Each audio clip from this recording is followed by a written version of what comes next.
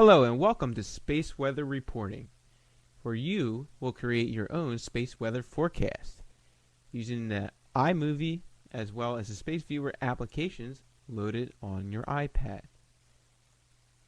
This tutorial is designed to help you create a space weather forecast that includes your audio narrative with pictures that you collect while exploring live satellite feeds. You will first learn how to navigate the applications to find the information on the current space weather. Then you will learn how to synthesize your findings and to create a 2 to 3 minute podcast that will include pictures and audio, with you yourself narrating your own space weather forecast with your findings. Good luck. Sunspots are the first indicators that a storm from the sun is a possibility.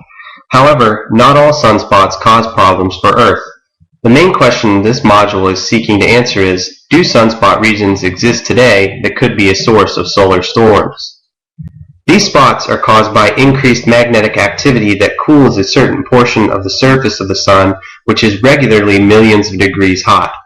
Matter this hot is classified as a plasma. Plasmas are composed of electronically charged particles, and we use a helioseismic and magnetic imager, or HMI, to be able to see the magnetic fields at work on the plasma that create the sunspots. The main things we need to focus on is how many sunspots there are and whether they are pointed towards Earth.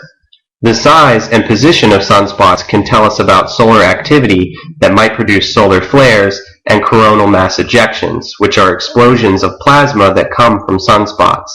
If one of these is directed towards Earth, it can affect our own weather in a very major way. Before we download live data, I'd like to show you how you can learn even more about the sun and sunspots. Please select the Sun Viewer app on your iPad. Now, on the bottom menu choices, select Visualizations. The visualizations can help explain a variety of aspects of the sun you couldn't directly observe. Once you select visualizations, from there you can choose sunspot temperatures, for example, and the corresponding animation will depict the reason why convection changes result in cooler areas on the sun's surface, which themselves are a result of magnetic interference. Next, click on the Videos section on the very bottom menu choice, and why don't you choose the sun as a subcategory. From there, you can watch at least a half dozen different videos of NASA scientists explaining all aspects of the sun. For example, why is the sun so hot? And you can watch that video and understand the differences between sunspot regions and the rest of the sun with regard to temperature. Now we're going to try to locate data about the sun. First, I'd like you to click on the Sun Viewer app on the iPad. Once the app opens, you have three choices. You can either look at the sun, the solar wind, or auroral activity under the Live Views tab on the bottom left. Click on the sun. Now that you have all the sun data available through this app, scroll down till you see the H-alpha full disk image of the sun from the Kanzahole Solar Observatory in Austria. Once you click on that, you may have to hit the small refresh button on the top right of the screen to get the latest image from the sun. After clicking on the information button, you can learn more about this data. The Kanzahole Solar Observatory allows us to look at the sun through a ground-based telescope using a special hydrogen alpha filter. The filter allows us to look safely at the sun, filtering out all light except a specific wavelength of red light. These particular images of the sun are updated every day, or if you hit refresh, every minute or so, if the conditions are good. The second image that's very relevant to studying sunspots is the HMI Magneto Graham, which we can get from the SDO NASA satellite mission. And HMI is a helioseismic and magnetic imager. It detects changes in the sun's magnetic activity. And from those, we can identify sunspots, which themselves are small differences in the sun's magnetic field, which result in cooler areas. Click on the Sun Viewer app if you don't already have it open. Tap on the Live Views button on the bottom left. Select the sun, because that's what we're studying. And I think it's on the very top, you're going to see the HMI Magneto Graham. Select that choice, and you may have to hit the refresh button on the top right to get the very latest image of the sun. The HMI Intensity Graham shows black and white images of sunspots. It produces images that appear most nearly as the sun would look at sunrise or sunset. Of course, we know never to look directly at the sun with our naked eyes. When looking at the location of a sunspot on your report, please make note of its location as it relates to the equator of the sun. You can imagine the hands of a clock superimposed over the sun to further convey this location. Now you're ready to begin creating your actual space weather forecast. To do this, you're going to have a collection of screenshots or screen pictures of your trips through the multiple apps that you learned about at the beginning of this presentation. To have a screenshot on an iPad, you're going to look on the image to the left, and you'll see two areas highlighted. One is the home button, the circle with the square in it at the bottom of your iPad, and on the very top, you will have a black button. This is also known as your power button as well. You will press these two in sequence together and hold them for approximately 3 to 5 seconds. You will notice a bright flash come across your screen. That means a screenshot has been taken, and it will store this image in your photos library. Once you have collected all the pictures you would like to use in your space weather forecast, you will then complete and compile these into an actual space weather forecast with audio narration. To begin doing this, click on the iMovie icon as shown on the right.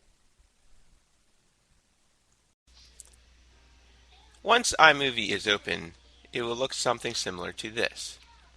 And here's the home page for iMovie. Where it says Coming Soon, you may click on it and change the title. Just by clicking on it, your keyboard will display on your iPad and you can type in the new name and hit return to return back to this main screen. But to start a new project, you will tap the plus sign, and this will open you up into the editing screen.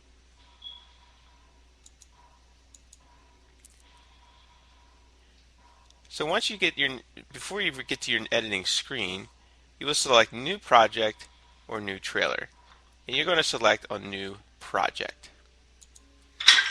Step 3. Once you get to the editing screen, you'll see a few different toolbars with different options. What you're going to do is click on the Media button, which looks like a piece of film with a couple little notes of music, and this is going to open up options to select where you want your media to come from.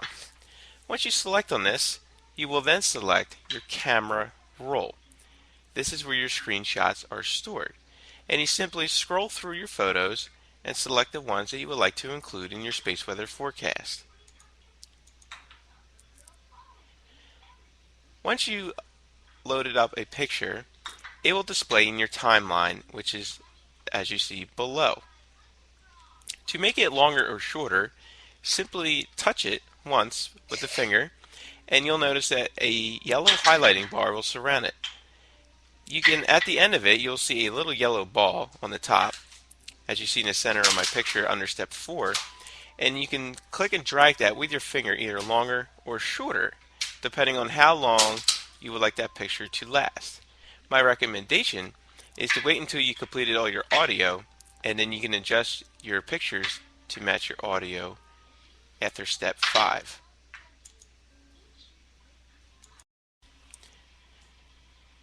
For step 5, we are ready to include your audio.